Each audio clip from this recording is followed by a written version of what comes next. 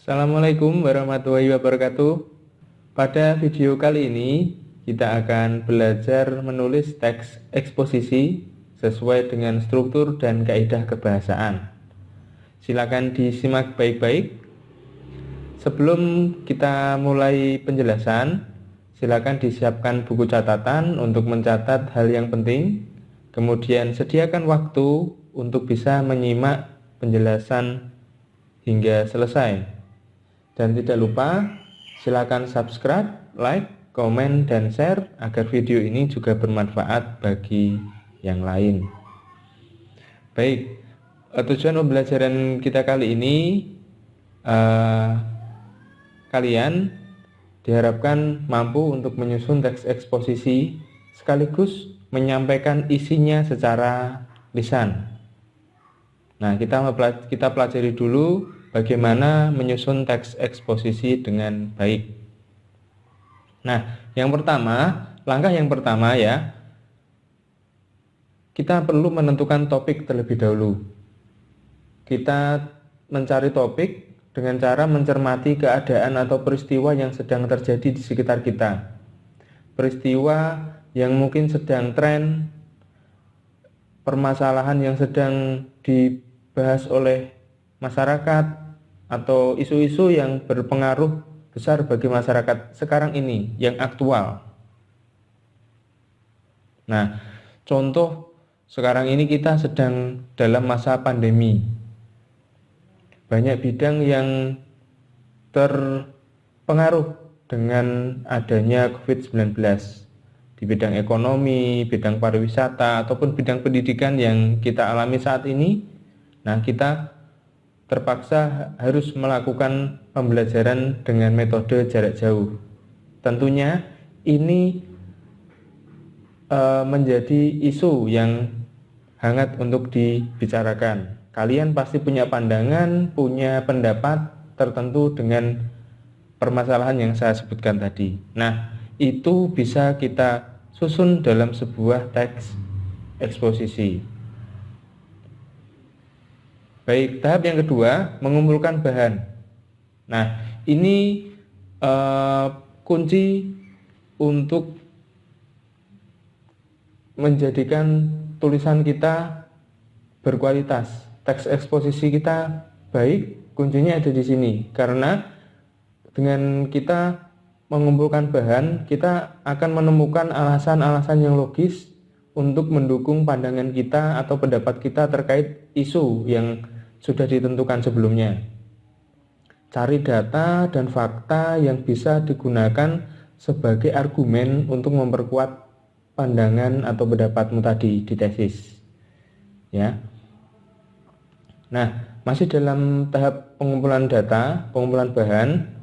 Data fakta dapat berupa hasil temuan, pernyataan para ahli yang bersumber dari surat kabar, buku, portal berita, website lembaga yang terkait, jurnal penelitian.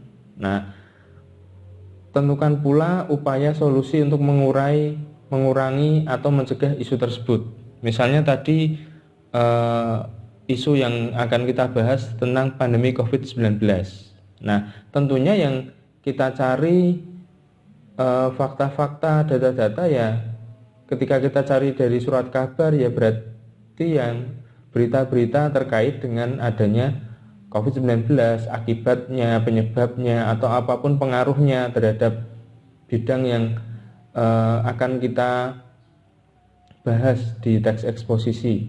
Ketika kita mengambil data dari website lembaga yang terkait, karena COVID-19 itu ada pada bidang kesehatan, berarti kita bisa merujuk pada WHO atau Kementerian Kesehatan atau gugus tugas penanganan COVID di Indonesia. Itu bisa kita gunakan. Kemudian, pastikan bahan yang didapat bersumber dari sumber yang kredibel. Artinya, cari sumber data yang bisa dipertanggungjawabkan. Misal, laman atau website lembaga pemerintah. Kalau kita mengambil dari media massa, pastikan media massa itu sudah teruji skala nasional, seperti Kompas, Liputan 6, Detik, dan banyak yang lainnya. Atau mengambil dari jurnal ilmiah itu malah akan lebih kuat daripada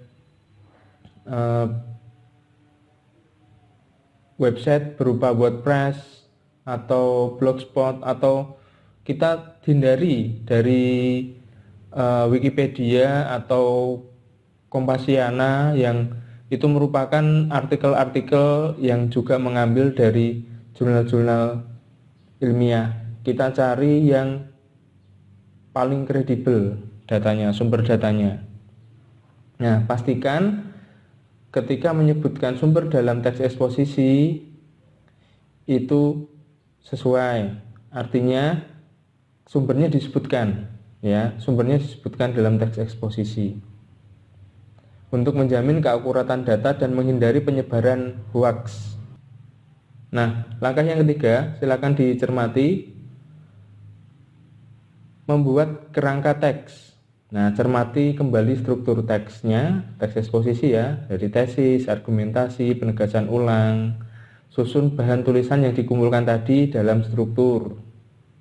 Kemudian setiap argumen itu sebenarnya bisa jadi satu itu pokok dan bisa kita kembangkan menjadi satu paragraf. Nah, di sini tahap terakhir kita bisa mengembangkan kerangka teks tadi.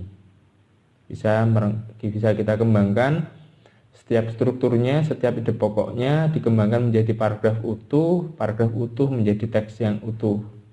Setiap paragraf bisa dikembangkan dengan ide penjelas sendiri agar informasi yang disampaikan bisa lebih lengkap. Nah, ini saya tampilkan contoh topiknya COVID-19 ya. Dengan pernyataan umumnya, dengan tesisnya, pandemi global COVID-19 membuat perekonomian Indonesia tidak stabil. Nah, tidak stabilnya karena apa? Nah, maka disebutkan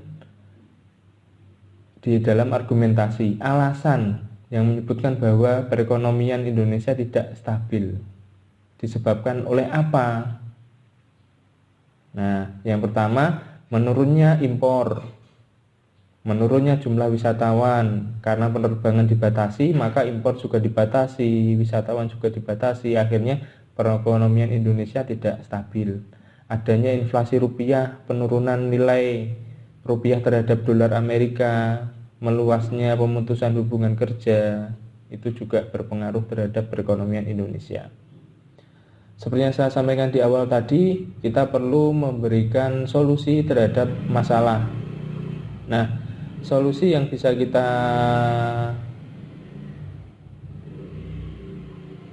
lakukan, bisa kita usulkan menggunakan anggaran relokasi, jadi pemindahan anggaran, kemudian insentif pajak, stimulus kredit usaha rakyat, dan mengencarkan bantuan sosial agar perekonomian Indonesia kembali stabil. Ini secara garis besar saja, ini merupakan kerangka sederhana untuk membuat teks eksposisi. Silakan mencoba, bisa dipelajari materi tambahan, contoh pengembangan paragraf, contoh pengembangan teks eksposisi di buku paket yang sudah kalian terima kemarin. Jika ada pertanyaan, silakan tulis di kolom komentar atau bisa langsung ke WhatsApp seperti biasanya. Saya akhiri, wabillahi taufiq wal hidayah. Wassalamualaikum warahmatullahi wabarakatuh.